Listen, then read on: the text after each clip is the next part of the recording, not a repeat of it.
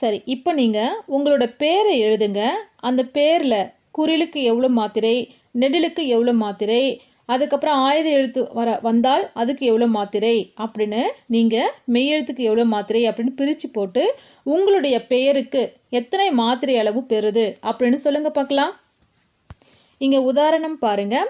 கா பி லா இர் கபிலர் கொடுத்துருக்காங்களா?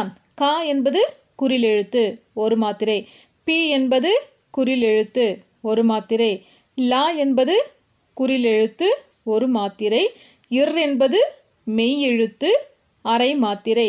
இது எல்லாத்தையும் கூட்டினா எவ்வளோ வருது? 3 மாத்திரை, 3½ மாத்திரை வருதா? அப்போது கபிலர் என்கின்ற பெயர் 3½ மாத்திரை அளவினை பெறுகின்றது.